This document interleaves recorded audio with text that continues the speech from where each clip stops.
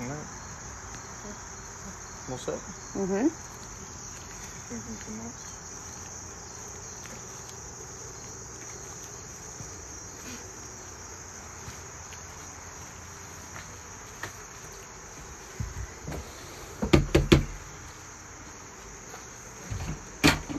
Hey, how are you guys? Good.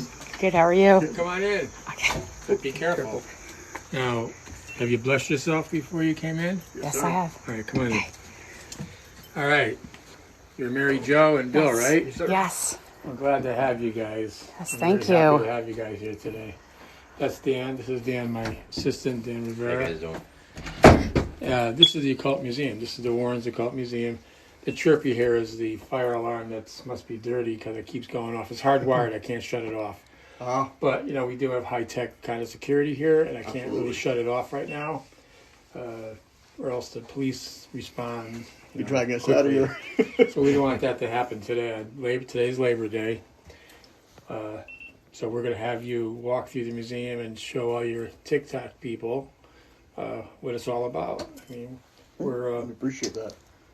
we're here because normally I'd like to have it open. I'd like to have people come here and see the museum, but they can't because the zoning department shut us down about 4 or 5 years ago, saying we weren't zoned properly. And no matter what I did, they wouldn't allow me to open. And to try to move this museum somewhere else, it takes away from all the ambience, It takes away from the historical significance of where it is because Ed placed these items in here, Ed Warren. So for me to even move to another location, it wouldn't be the same. No. And it's very difficult, to find a suitable location anyway that would look like a museum. Can't have it in a strip mall somewhere. You're right. Next to like a Joe's Pizza, you know what I mean? It just wouldn't be right. Let's have a slice and then go see the museum. It wouldn't be right. That's true. So it's here, but not anyone really from the public comes here now to see it.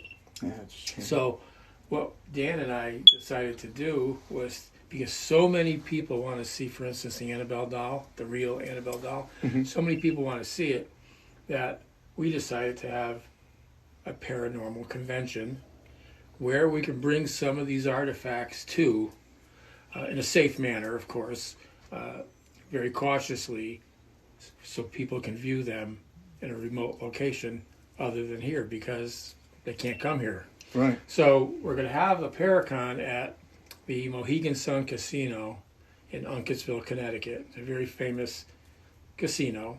And we're going to bring the artifacts with us. Not all of them, but some of the important ones, including Annabelle. On October 29th at Mohican Sun. And if you're interested, before we even start the tour, if you're interested, go to NESPR, that's New England Society for Psychic Research, NESPR.ticketbud.com for tickets.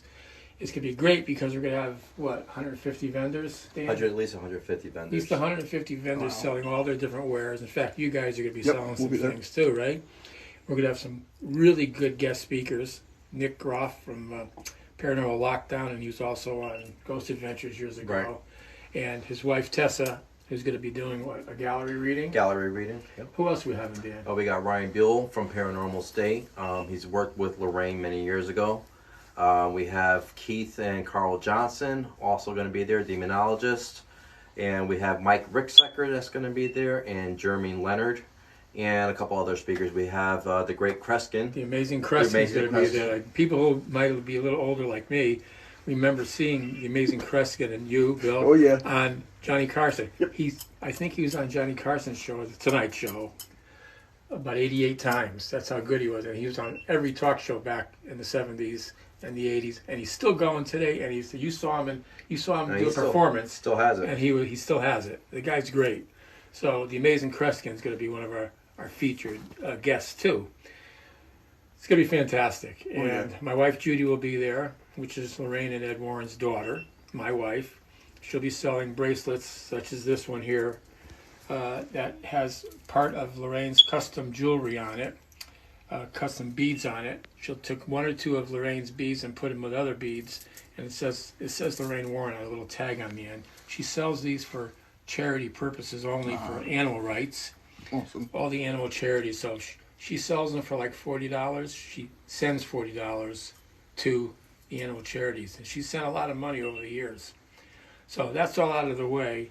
But Ed and Lorraine made this museum up because back in the day when they were really investigating a lot, and people were giving them photos, they were giving, and Ed was making case files, and they were saying, Ed, I don't want this item in my house after I purchased it. Things start to happen in my house. Please take it. Finally, Ed said to Lorraine one day, we have to do something with all these. He's like, I'm storing stuff in my old car. He had an old 33 Chevy. He's like, I'm putting artifacts in the Chevy and just letting them sit there.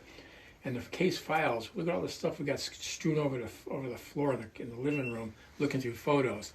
We have to start a society. And they did. They started the New England Society for Psychic Research back in 1952. Wow. This used to be an art studio that Ed taught art in because he was a painter, and he went to art school for a couple of years after getting out of the Navy in World War II. He went to art school in New Haven, Connecticut. And after about 2 years in art school, Ed said to Lorraine, I'm going to quit art school, and I don't want to do I don't want to go to school anymore. And she says, Ed, you love painting. He goes, I know. He said, and Ed was cocky. He said, I can paint better than the instructors. So we're going to make a lot of money with me painting. So he would take these little pieces of wood, and he'd call them he'd take them from a barn door siding at first, and he'd call them barn door paintings. And he would paint on them, acrylic on the wood, and then he'd take porcelain plates and paint on those and say to Lorraine that he was going to sell them at tourist locations and make a lot of money. And that's what he did. He took a 33 Chevy, took all the artifacts out of it, and took a 33 Chevy and drove up to New Hampshire, Maine, Vermont, all the tourist spots to sell his paintings. And later on, I said to Ed one day, Ed, you said you made a lot of money doing this. Did you? He goes, oh yeah, I made a lot of money. I said, what kind of money did you make? And Ed laughed. He goes, I made an exorbitant amount of money, he said to me. So I'm like, oh, I'm ready for thousands. Yeah, right. So I was like, what? What did you sell a painting for? He goes, well, we'd park on the side of the road at a tourist location. I'd sit on a bed, on a seat, and I'd get an easel, and I'd put these paintings up. He goes, sometimes I'd make $4 or $5 a painting. So I started laughing. I started laughing. I said, Ed, I thought you said you made a lot of dough. He says, I did. He goes, if I sold 5 paintings, that's $25. He goes, back when I was doing it at first, he goes, Lorraine and I used to stay in a cabin up in Vermont for $1 a night. Gas was 28 cents per gallon. Crazy. He goes, and I used to buy a hot dog for 10 cents. He goes, so $25 back then? A lot of money. So he was right in a way. He was making pretty good money. Wow. So he converted it, not converted, he built this as an art studio. But then after those artifacts kept growing and growing and growing, he said, let's stop the art studio, clear it out, and start putting the artifacts in here. We'll make a museum out of all these artifacts that we collected. And people always say, even today, like, well, why do you keep this stuff around? And Ed used to answer, for evidence. Mm-hmm. You tell somebody about the Annabelle doll and how dangerous it is, and they say, well, where is it? So would it be right for you to say, well, we put it in a dumpster somewhere? We threw it away. Well, how about the creature from the Devil in Connecticut case? Where's that you talked about that we saw in the book that was crawling across the floor and saying you're all going to die? Where's that? Oh, we threw it out. We don't have it. What kind of credibility does that lend to Ed's work? You have to see the stuff in person to really appreciate it. And so we'll walk through quickly, and I'll show you some of the stuff that Ed had collected over the years. Why don't we just start out right here near you, Mary Jo. This is the Shadow Doll. This is a doll that's made out of bird feathers. If you look up top, you'll see bird feathers. There's an animal tooth in the mouth. I'm sorry, a human tooth in the mouth. There's animal bone. And you see it's ugly looking with nails and a chain. It's probably made out of like a paper mache-ish type thing. And this is purchased in a antique store. A young couple walked in. It was sitting in the back of this antique store. Don't ask me how it got there, how the man accepted it. But this is made specifically to curse people. They call it a shadow doll. And how it's used is basically, Bill, if I didn't like you, for some reason you did me wrong and I don't like you and I want to curse you, if I had the knowledge, like a sorcerer would, or in wizardry, Okay. I would take a photograph of this shadow doll. And I would print out the photo. And on the back of the photo, I would write the curse against you. And then I would mail that envelope with the photo in it to you, Bill. Oh, Jesus. You, unsuspectingly to you, just by accepting the photo and lifting it out of the envelope and looking at the photo, you took the curse that goes with it. And its intent is to cause you whatever harm I want to cause you. Make you sick, make you lose your job, even make you die, right? So that's the purpose of this. It's made for evil intent, for evil purposes. It's not a good thing. And this will be on display in the case at Mohican Sun. Okay, so over here, let's walk over here quickly. A lot of people know about Hannah Cranna here. This is a representation of Hannah Cranna, the Witch of Monroe. She's pretty famous, and she's buried. Where is she buried, Dan? Not too far down the road, about a half mile down the road. About a half mile in Monroe, she's buried. And she was around in the 1850s. And the local farmers in the area were so frightened of Hannah Cranna because of what happened. She was known to be a witch. She told everybody, I'm a witch and I can do things. And people didn't believe her at first. But one night or day, on a hill where she lived, a farmer with an ox cart was going by with his vegetables. And she said, don't you come by here anymore unless you bring me something like a dozen eggs. He started laughing. He goes, you're nothing but an old hag. And when he said that driving by, the wheel fell off his cart and all the vegetables were strewn all over the place. That word got out that, wait a minute, she's real. She's a witch. She did that to my cart. And so she is a well-known witch. She was along with Goody Bassett, Hannah Cranna, the Witch of Monroe. So over here, the White Lady of Union Graveyard. Almost everyone that I know knows about the White Lady of Union Cemetery. There's a lot of white ladies. This is her in a gown. This is a representation, a model of her in a gown. She has been spotted, Bill, maybe almost 100 years ago until recently. Hundreds of sightings of this woman dressed in white were seen on Route 59 in Connecticut, in Easton. She'd be walking along Route 59 or in the cemetery on 59. There's a Union cemetery, so we call it the White Lady of Union Graveyard.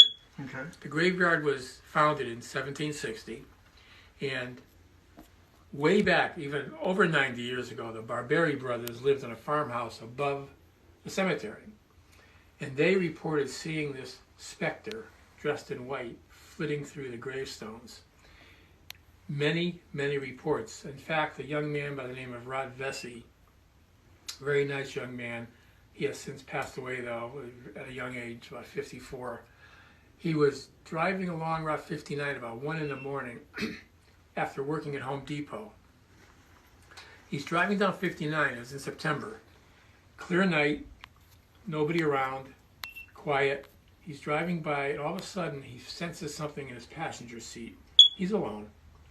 He looks over and he sees an older man dressed in like 1940s garb with a crumpled hat, is how he described it, a crumpled hat and a stubbly beard, looking straight ahead.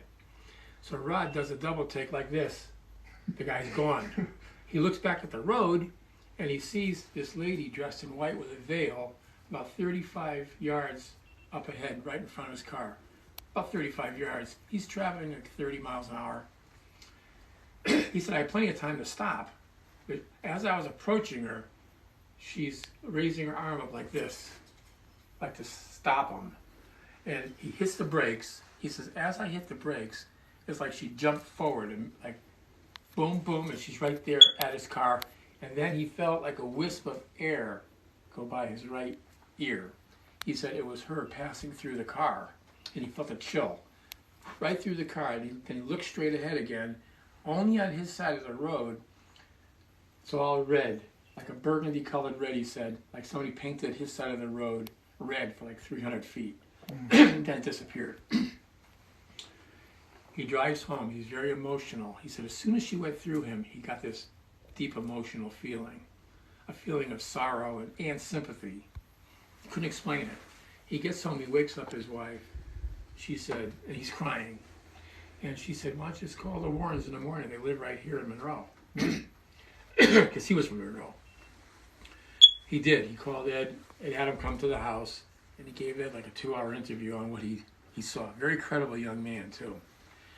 So that's the White Lady of Union graveyard. You can read all about her on Google her, Okay. Over here, there's fertility dolls from Africa that a witch doctor had in Africa, and a young man was in cahoots with somebody over in Africa, a young man from Bridgeport, Connecticut, who said, if you can get those dolls away from the from the witch doctor, we can sell them and make some money and split the money. So the guy in Africa that he knew did do that. He stole the dolls. Oh, Jesus. And he sent them to the man in Bridgeport. Not 2 weeks after this young man, about 28 years old, in Bridgeport received them, he became paralyzed from the neck down for 2 years. And then he passed away at like 29 or 30 years old. And I asked Ed, I said, well, what's the moral of the story, Ed? He goes, the moral of the story is don't steal things from witch doctors. There you go. Amen. They're powerful. They're real. I'll get you back. Curses are real. And when people do incantations and such, it has the opposite effect of like giving somebody a holy blessing, Why do people go to a priest for a blessing? They want God's protection. But when somebody puts an evil blessing on you or an evil incantation, it has an opposite effect. Right. And if you're not very religious and you don't pray a lot, and maybe you don't have that strength and protection that you need, things can happen. Things can happen to you. This is a conjuring mirror. Now, it's not from any conjuring movie. We call it a conjuring mirror. It looks pretty dirty, right? But it's not dirty. It's from the priest that we have come in. Oh, he comes in about every 4 or 5 weeks, and he uses holy water and holy oil to bless these items. And he takes his thumb and he makes a cross a lot of times. That's why you see smear marks. He'll take his with holy oil, and when he says his prayers of protection about it. But why is it called the conjuring mirror? That's the big question. It's called the conjuring mirror because people use it to conjure spirits, and it's not something anybody should really practice. It's right. Conjuring spirits. And what I mean by that is this young man, about 17 years old at the time, used to go into a room. He had this mirror hanging on a wall, and 4 or 5 feet out, he'd have a chair. Behind the chair, maybe another 2 feet behind him, he'd have a little red bulb, 20-watt bulb or 15-watt bulb, very dim. But the room would be blackened out. He would use blackout curtains, so you couldn't get any light whatsoever. So if he didn't have that red bulb, you couldn't see your hand in front of you. Okay. But he had enough light just to see a reflection in the mirror. So he'd sit there, obsessed, trying to get his ancestors to come through, the people that he knew, like his grandmother and stuff that died. Wow. Graham, I want to see you, I missed you, because she passed away. And he did this for like 2 weeks straight, for maybe 2 to 3 hours a day. He would be beckoning for spirits to come through the mirror. But nothing came through for about 2 weeks. But after that, one day, these monstrosity faces would appear, almost like a kaleidoscope would appear coming through the mirror at him. And it frightened him so much, of course he stopped doing it, but he had to seek therapy for many, many months because he felt that they were trying to get him. That's called crystalmancy, Okay. or scrying. They call it scrying too. They used to call it crystalmancy.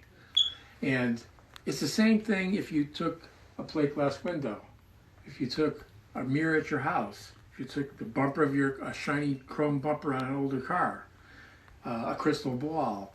It's very easy for spirits, we don't know the reason why, to appear on shiny objects such as that I just mentioned. It's something you don't want to do. You don't want to challenge or beckon communication with spirits because you don't know who you're calling through. You may think you're calling your grandmother, but it could be an evil entity coming in the guise of a relative just to make it into your life. Because once you open the door like that, once you open the door to the other side, it's very, very difficult, nearly impossible to close that door. So stay away from that. This is an organ that was somebody gave Ed from the Reverend Phelps house in Stratford, Connecticut. It played on its own. The house itself was very, very haunted, but it's since burned down. But prior to it burning down, they were getting rid of this organ. And a man that Ed knew, he said to Ed, "Do you want the organ?" And Ed said, "Yeah, I'll take it." Now, it's not a player organ. It doesn't play anything on its own. But 3 times, Ed told me, he was upstairs and he could hear through the passageway, the haunted passageway, the strains of the organ playing. So he thought somebody may have broken into the museum. He runs down here. Of course, there's nobody here, and the organ's not playing any longer. He's playing on its own. So, haunted organ. Here's the remnants. The remnants of Flight 401. Anybody who's familiar with this it's fascinating. The Ghost of Flight 401 by John Fuller. I think it's like 1972 this was written. And why it's so fascinating, Bill and Mary Jo, is because this is one of the most documented cases of people seeing a spirit. There was a flight navigator, his name was Don Repo, who was on Flight 401. Wow. And it was on a Eastern Airlines 1011 jet. It went down into Florida Everglades and crashed. There were survivors. Some people did live, but a lot of people didn't. But the wreckage from Flight 401 was in the Everglades. Now, Eastern Airlines went down there to salvage, and they found like the flight recorder. They found some seats that were intact. Maybe like the galley cart was okay. A few items were okay. And for financial reasons, I don't know, they were using some parts that they had salvaged and put them on other airplanes, like the galley cart and things like that. Don Repo, the man who died in this crash, who's a flight navigator, started to appear on these flights that had the replacement parts put in them. Flight attendants, pilots, co-pilots, passengers, all reported seeing a man dressed in a flight navigator outfit sitting in the seat. And sometimes they would report he would be like this, shaking his head like this, like a warning, and then disappear. Wow. They had Eastern Airlines had so many reports of this that they finally said, "Look, this is getting out of control. All those parts that we put out, take those out." And they did. They took the parts out, and he stopped appearing. Now, a really interesting part of the story is these are some parts from the plane because some college students went down there. They found wreckage of this flight 1011. You can see some numbers written on it. This is the actual parts they found at the Florida Everglades. These college, and they brought them to Ed Warren. "Ed, look what we found. Look what we got." And they brought them to Ed. You know what Ed said to me? He said the next night he had to go somewhere. It was raining out with Lorraine. He said when he came back, you're not going to believe this, when he came back from this lecture, wherever he was, it was raining, he pulls into the yard and he sees a guy dressed in rain gear and a flight uniform with a flight hat on under the tree looking at Ed. And then he vanished. You know who it was? It was Don Repo. Oh, wow. Because the parts of the plane were here at the museum. So that is one of the most documented cases. Somebody should try to find that book, The Ghost of Flight 401, John G. Fuller. I read it. It's a great book. And it's true. It's a true account of what happened. Over here, there's some parts and things, pieces of things, Mary Jo. A brick from Borley. Anybody from the UK who's watching this knows Borley Rectory and Borley Church in Sudbury area of England. I've been there with Judy and Ed and Lorraine, and it's a very, very strange feeling when you walk into the church. You know, the church is still there, but the rectory is burned down, and Ed took a brick from it, right, or 2 bricks. And Judy, when she went there, she said immediately when I walked into the church, I felt nauseous. Now, Judy's a little psychic too, like Lorraine was more psychic though, and Lorraine was in the church at night because the caretaker let Ed have the key with some investigators that Ed had with him. And one of the investigators, this is like 1979, had an infrared camera. Lorraine is describing what she's feeling in the church. She said, I sense a nun walking down the center aisle. She's walking down right now, she said. Nobody saw it, only Lorraine. But when they had the film developed, the infrared film, clearly you could see a nun holding a candle walking down the aisle, a photo of her holding a candle walking down the center aisle at night. You can see the outline of the nun. Lorraine was right. The nun was there. So that's the Borley Rectory brick. The brick from the Borley Rectory. Well, I know what you guys want to see. I'm not gonna let you see her. I'm not gonna let you see. No, this is Annabelle. This is Annabelle right here. Now, there's a lot of stories about Annabelle. There's a lot of rumors and things about Annabelle. One rumor was that she escaped her case. She never escaped the case. We had to transfer her from the stationary case that Ed had built back in 1979 to this portable case that Dan Rivera made and reinforced for the trip to the Paracon in October. Dan, you want to tell them how you made this case? Well, And then we'll talk about Annabelle. right. So this case was built especially to contain whatever is attached to Annabelle. But the stain that I used on here is infused with holy water and holy oil. Then you have 3 crosses, one on top, one on each side. That represents the Trinity, the Father, Son, and the Holy Spirit. And then you have 2 St. Michael plaques on each side of the case. Plus behind that felt behind Annabelle, inscribed into the wall, is the Lord's Prayer and the St. Michael prayer. So all that in itself contains, you know, the attachment that's on Annabelle. And we also have a priest come once a month to do the museum, plus a special rituals around the Annabelle. And before we go to Paracon, here's what we're going to do. Dan's going to get blessed. I'm going to get blessed by the priest. We're going to go to confession. Our staff is going to get blessed. Anybody who's going to come near Annabelle will get blessed before we move her. And we'll bless the doll. The priest will come and bless the doll. He'll do ritual prayers.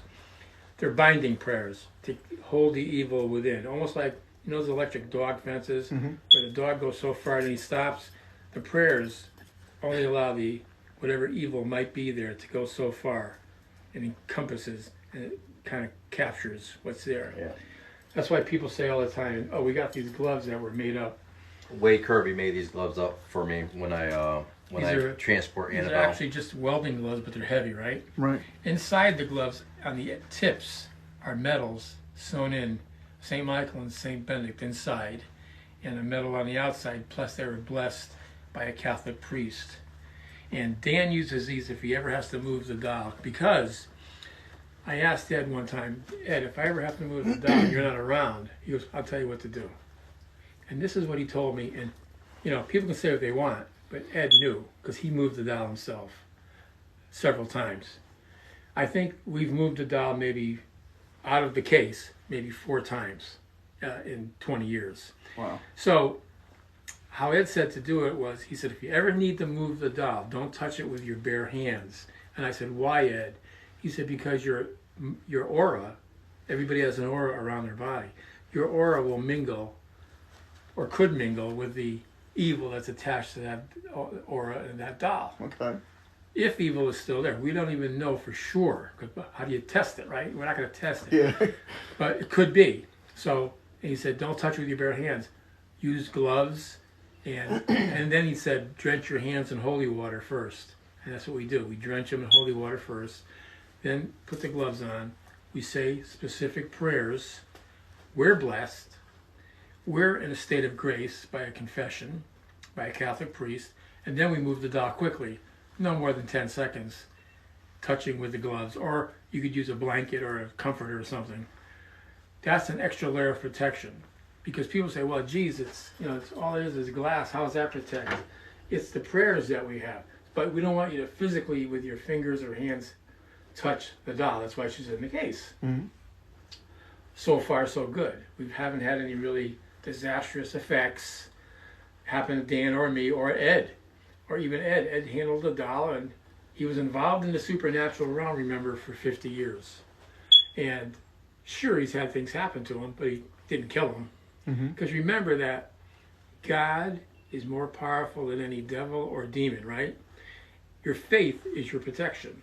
So Ed used to tell me that the stronger your faith is, the more shield of armor you have around your aura, your body. And he used to tell me to always envision yourself in a glowing white light around a halo of white light around our aura, around our bodies. He'd say, close your eyes and envision yourself in what we call God's light or Christ's light. That is what you need to know, because if God wasn't more powerful than the devil, this world would not exist as it does today. That's true. The devil is allowed to live because God does not destroy what he creates. He can punish, but he doesn't destroy. Like, in other words, any spirit that God creates through history, through the inception of time, is still there. He doesn't destroy the energy. It could be sent somewhere, heaven, hell, somewhere, but he doesn't destroy it. He allows that to happen. There's always a balance of the universe, right? So there's a plus and a minus to the universe. You have to have the evil and bad together as a balance, because God wants you to choose. He wants you to choose your pathway. You could choose the good way, or you could choose the bad way, the evil way. It's up to you. He gives you free will. That's why we're individual people. We don't all think the same. We don't all do the same things. We have free will to follow the righteous path or follow the evil path. And what our goal is, when we show these objects, is to show you not to dabble in occult practices. Don't do these things. You know, we're not glorifying Annabelle. We're showing Annabelle as a warning to how the devil insidiously works. The devil will take an object like that, that's cute, that looks very benign, and have it cause havoc to people. And people find it hard to believe that that could really occur, but it can. And remember this, that a human spirit now, is not going to inhabit that doll.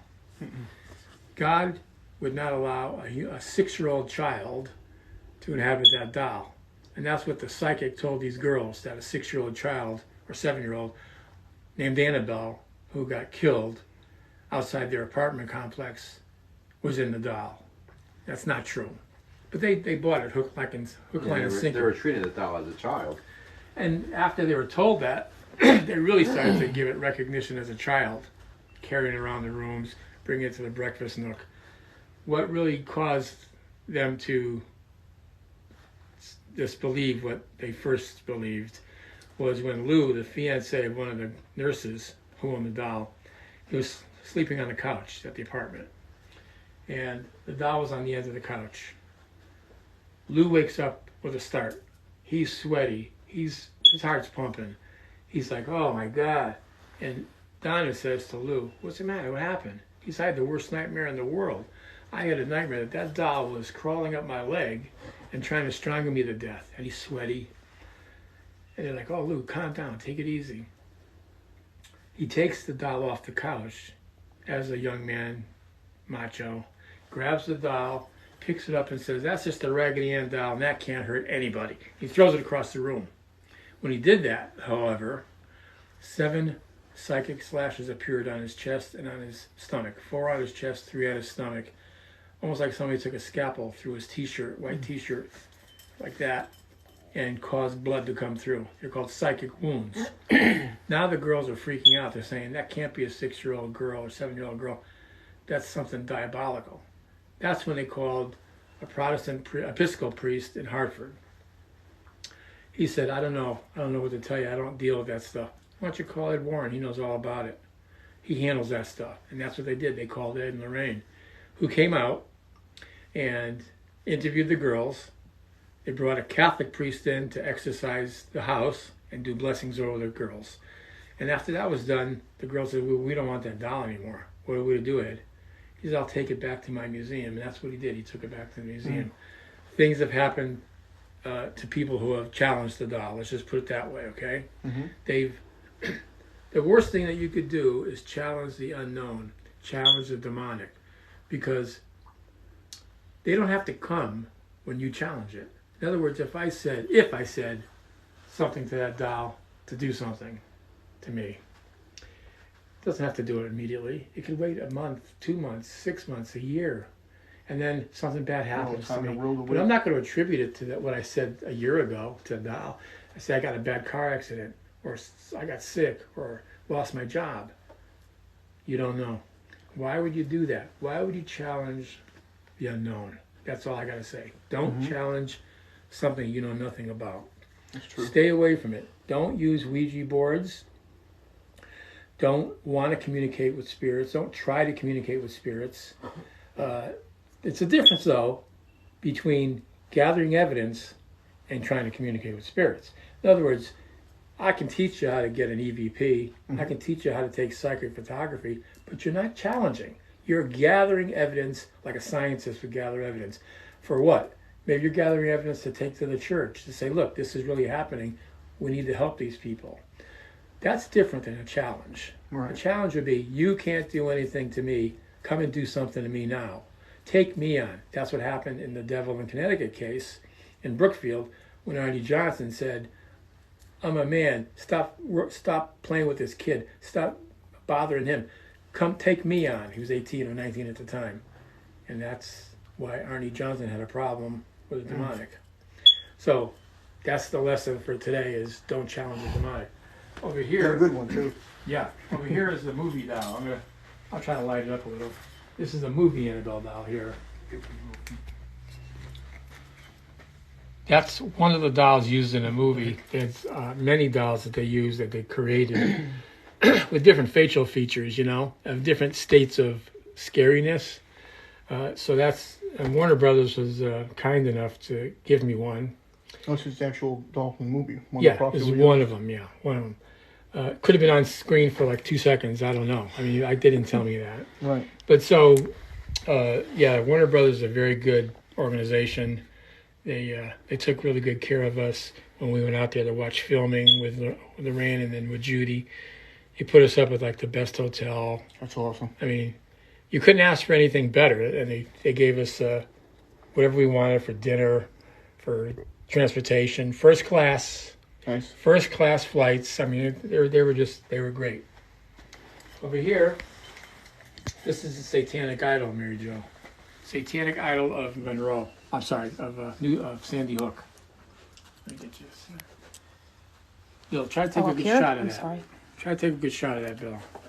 I'm gonna put the lighting on it like a little bit, and there you go. That's the Satanic Worship Idol. Now, there's a guy on YouTube. I don't know who he is, but he calls himself Tony Spera Jr. Now, there is no Tony Spera Jr. because there is none. My grandfather was Antonio Spera, right? My uncle was Antonio Spera, right? My father's brother. And my father named me Antonio Spera II after his father. So I'm Antonio II. I don't have any kids of my own. There is no Tony Spera Jr. that I know of. But he's on YouTube and he talks about the idol. He tells the story almost as good as me, but not quite because I'm better. That's right. So, not like OG. Here's the story. Yeah, it's nothing like the real thing.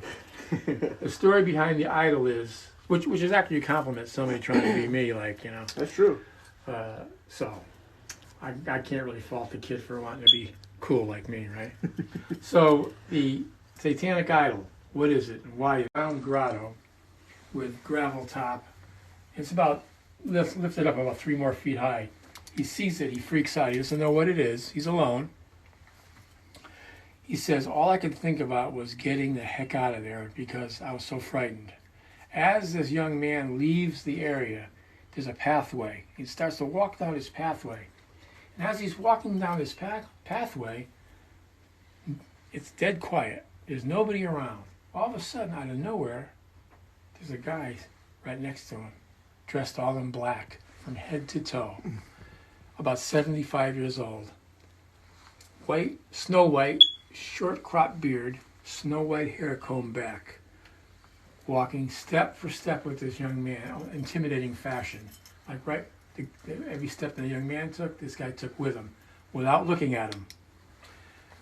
Never turned to look at him, just kept walking with him silently. Finally, the kid's getting really scared, and he says to the guy, "How do I get out of here?" The guy never turned to him, never looked at him, just pointed to the right like this, and then walked away.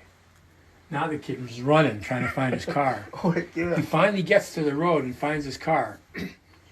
Jumps in the car, goes home. He's all emotional. Tells his buddies. His buddies, almost like the Episcopal priest. He says, "Why don't you call Ed Warren? He lives right in Monroe, next town over." He calls Ed because Ed's number was listed in the phone book. Calls Ed. Ed says, "Young man, do you think you can find that statue again?" "Yes. Meet me here, Mr. Warren." So Ed and Lorraine went there to meet this young man. He walks into the woods. He's telling Ed about this statue. Finally, Ed sees the statue right in front of him.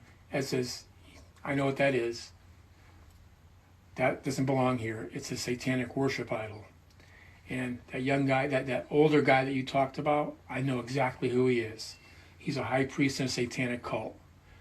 And he's a very evil and bad person. I'm taking the statue out of here. It doesn't belong here. So Ed took it and put it in his car, he and Lorraine, and came back and put it in the museum. Now, that's not the end of the story, because not 3 days later, Ed's out in the driveway changing the wipers on his car. Lorraine is about 25, 30 feet more into the yard watering some flowers. Ed looks at her, she waves at him. "We'll go get lunch in a little while, Ed." Ed says, "Yeah, right, okay, let me finish my wipers." He's still working on her wipers. He looks back at Lorraine again, just glances. She's no longer there. She's 25 feet farther down the yard, on the ground in a fetal position, semi-conscious. Ed drops what he's doing, runs to her. "Lorraine, what's the matter?" She doesn't answer. He has to call the ambulance. They come, they bring her to St. Vincent's Hospital in Bridgeport.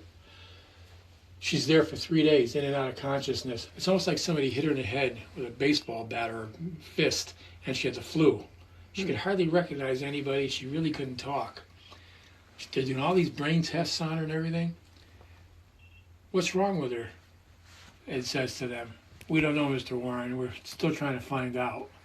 On the third day, she snaps right out of it, and she's perfectly normal. The doctors let her go home. So the next day after that, I saw her in the hospital. She was really out of it. The next day after that, I come to the house and I said, "Ed, can we go look at the idol again that you put in the museum?" So we go and look at it. And as we're standing here talking, I said, "Ed, did the doctors ever tell you what happened with Lorraine? What was wrong?" He goes, "No, they never told me, but I know." I go, "What do you mean, Ed?" He goes, "I know what happened." I said, "Well, what?" He said, "It was that son of a gun." And he gave me the guy's name, a German name, a German man. He goes, "He's a high priest in a satanic cult. He did it as a warning to me, to Lorraine, because I stole his idol out of the woods." He goes, "That's how powerful a man is." He goes, "I'm powerful in all things positive. He's powerful in all things negative." He goes, "We kind of cancel each other out." So I believed him, right? Mm-hmm. And about 6 months later, he says to me, "I'll tell you the guy's name, but I'll never tell you again." He gave me his name. He goes, "Because when I mention the guy's name," and he says that GD names, guy's name, something bad happens. 6 months later, I'm talking to Ed one day. I go, "Ed, that guy that you were telling me about, the satanic priest, what was his name again?" He says, "I'm not going to tell you." I said, "No, come on." He goes, "I'm not telling you. You don't know the name. Forget it. I'm not telling you." He goes, "Every time I mention his name, something bad happens." But I knew his name. I was just testing Ed to see if he'd tell me. Right. He wouldn't tell me. But I know his name. The guy since died. So I'm glad he's gone. This is a satanic ritual skull. That's a real human skull, And that was actually given to, was it Carl Johnson, Dan? Carl Johnson. Carl Johnson received this. Carl Johnson worked with Ed and Lorraine. And matter of fact, Carl was one of the first people to go into the Conjuring house in Rhode Island with Ed and Lorraine. I think that's when he first met them. Right. So, And over here, I'll just quickly show you guys his office is a little disarray because we've been storing things in there. But this is Ed's office. And it's old school, as you could probably see. I'll show you what I mean. That's a slide viewer.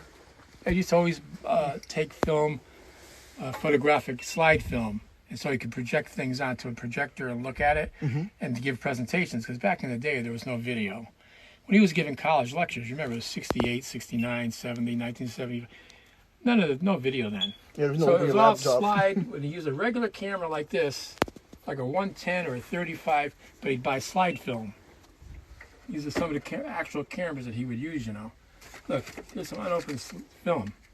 Amplifier. And old realistic Radio Shack amplifier that Ed used.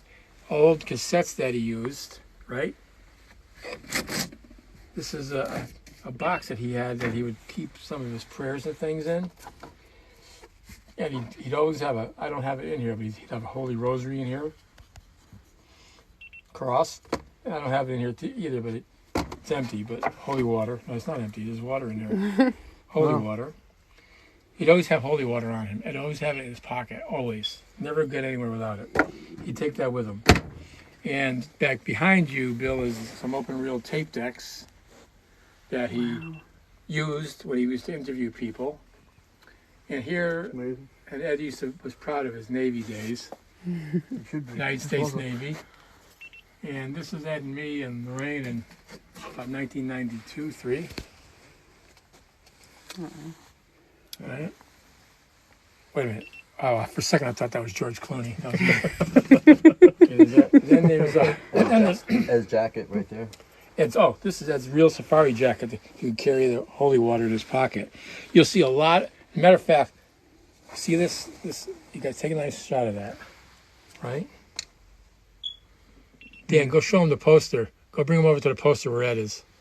What? Follow Dan. You'll see what he's wearing. See what Ed's wearing.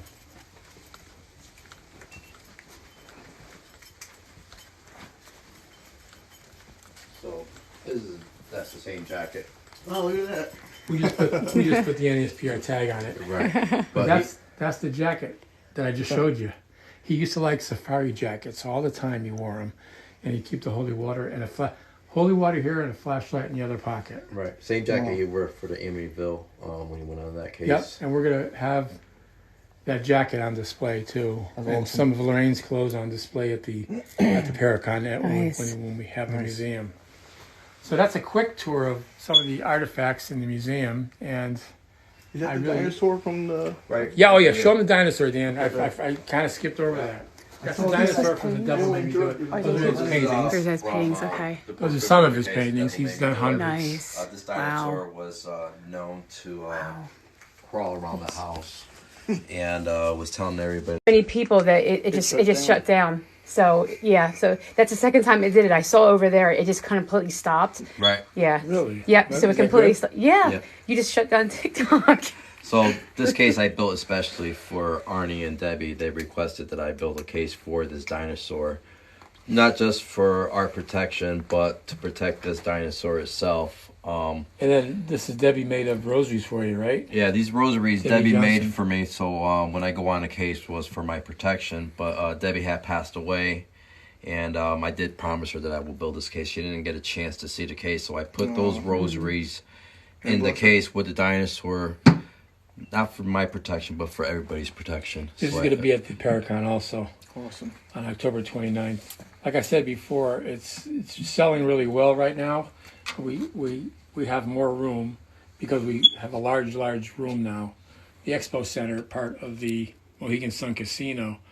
And like I said, too, we have last year we had like 50 vendors, Dan. We're going to have 3 times that many. Yeah, we're at least 150 It's going to be, vendors. it's going to be at the casino. So you walk in, you see the vendors, say, hey, let's go take a break. You can go into the casino, go to a nice restaurant. They got a mall there. They have beautiful restaurants. They have a mall. They have gambling, of course. A lot of gambling going on. Whatever you want to do, it's like a whole day experience. It's a beautiful, beautiful location. So October 29th, go to nespr.ticketbud.com. for tickets, and we want to see you there. Everybody. Dan's going to be there. The whole staff's going to be there. A lot of good speakers. My wife Judy will be there to greet people too. Nice. So we want to see you there. It's one of the Definitely. bigger events of the year, and we will have these artifacts that I just showed you on display. Are these some old pictures here? Yeah, some old pictures here, but these are just all old psychic photos. Wow. Like, see this one here, Bill? You want to focus on that? I don't know if you can see it good. Yep. That's somebody took out of their back window of their sister digging a hole. When they had the film, this is a film camera developed, there was a little person watching her, sitting next to her. Oh, wow. Yep. And if you look there, you can see looks like almost like an Indian spirit showing through. It's not a double exposure. Oh, wow. And over here in Springfield, Mass, looks like an angel or something above this lady's head in a house. Wow. Yep, that's just some of the artifacts. So, anything else, Dan, you want to say? Just October 29th, Mohican Sun Casino, Warren, Seekers of the Supernatural Paracon. Yeah, the Warren Secret of Supernatural. Let's see you guys there. Come view the items that we're going to have here, multiple speakers and vendors. You're going to have a great time. It's like a Paracon you guys never been to before. So. And we'll have good merchandise too. Dan makes up some nice T-shirts that says the Warrens on it. Right. And we're going to have books for sale. A lot of merchandise, a lot of pins. Yeah, I gotta get my shirt early this year. All that stuff. Don't worry. I went to that later on. I'll come back. Go on. They're going. I know, but we're That's going to bring a lot of That's shirts. We're bringing a lot of shirts, right? Right. We're going to bring like 2,000 shirts. 2,000 God. shirts, We're going to make sure we got enough. hats. All right, so for Dan Rivera, and I'm your host, I guess. Oh, wait a minute. Before you go, Sorry. that was in the movie. That's Ed's sign that Ed made up. Ed Warren, consultant, demonology. You'll see that in the Conjuring movies. Oh. That's the real sign, and they made a copy of it. They made a representation of it. They didn't. I wouldn't let them take the sign. I don't blame you. That used to be outside, you know. And I brought it in because I know someone would steal it. Oh, you know it. Yep. But Ed, that's Ed's handwriting. Ed did it himself. Oh. So that's it. So You want to guys, just do a quick slow walk around, everybody? yeah. What are we gonna do? You can walk around yourselves if you want. Hold on. Show everything. Show everybody Just everything. going to show you real fast again. Look around here so we can see everything. I'll walk with you because you have the flashlight.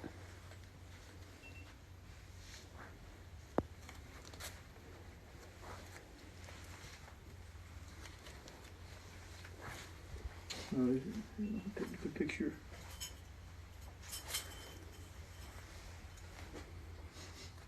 That's a nice case. Oh yeah, real good. You're taking that too, right? Yeah. Take everything. Everything you can. Make it look nice. Bunch of blue dolls. This here, too bad. This one's a little bit more sturdy. It's not bad though. No. What's a conjuring mirror? Really good, yeah. So.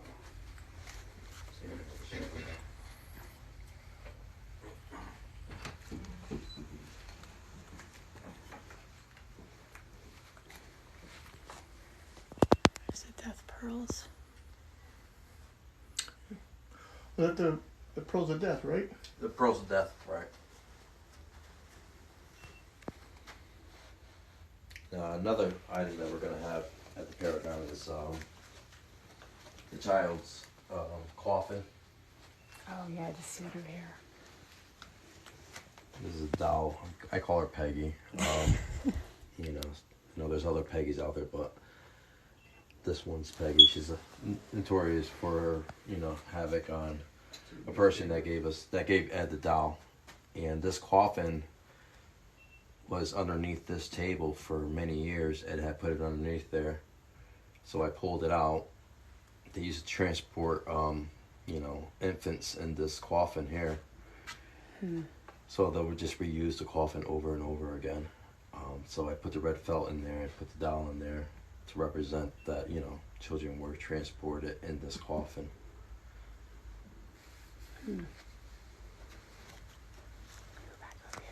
I saw this one before. What was this one? Don't touch. Store on this one. A lot of these masks that it has in here, not all of them, but some were used in satanic rituals. Gotcha. What somebody would do is they will put that mask on them, and they will envision themselves as something evil. I was gonna say, first I looked at it, man, it looks like Bill Skinner. Right.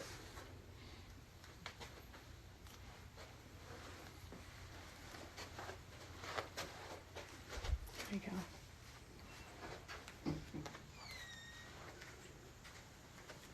This for the child's coffin. I'm sorry. Right. There's a child's coffin here. They transport the bodies of infants Mm. back in the late 1800s. This was used in. So I put the haunted doll inside the coffin, but it's pretty much just to represent a child in a coffin, how they used to transport the bodies. Remember this one from last year? The old voodoo doll, Right. antique one. What they would do with that doll, they would put a piece of meat hanging with the doll. As the meat rots, whoever they place that curse on, they would get sick. Ugh. Right? Is that Yes. am I correct? Yes, New England witch doll. We're going to bring that too to Paracon, I believe. Okay. We're going to bring a lot of things that we didn't mention. We can just do that. So. Yeah.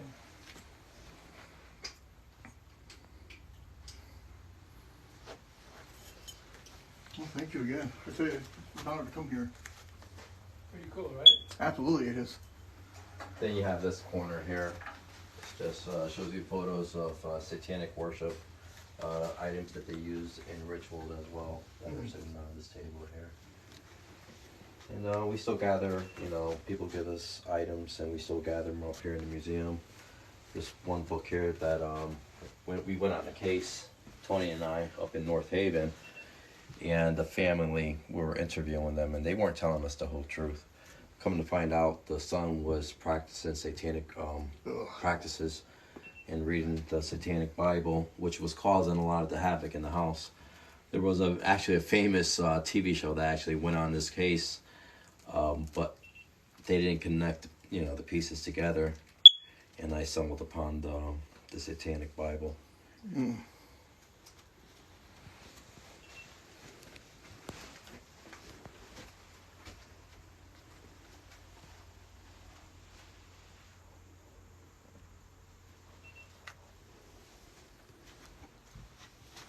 Can you give me the web address again to get tickets? Yeah, the ticket website to purchase tickets is NESPR. That stands for New England Society for Psychic Research. NESPR.ticketbud.com. And all the information is there. It tells you all the things that are happening there. And how to purchase tickets is easy. Yeah, And so Mohican Sun. Mohican Sun Casino in Uncasville, Connecticut. Fantastic place. It's a really good place to go. You'll have fun there. Definitely. I think we're Got it? wrapped up. Okay. So Thank I you guess- again. You're welcome. Thank you. You're welcome. Well, thanks for coming. You're kidding? Thank you for having us. You're Yes. very welcome. Thank you guys for coming. Thank you, everyone. Good night. So, I got some stuff for you. It's a dog tag with our name on it. Ah, Is that the new one? Thank you. Thank you. Yeah, Thank you. that's our sticker. Thank you. That's our book. Oh, are you kidding me? Devil in Connecticut book. Oh, Yeah, thank you. Don't have you. to, right? What? No, no, this You don't one, have to have no. one.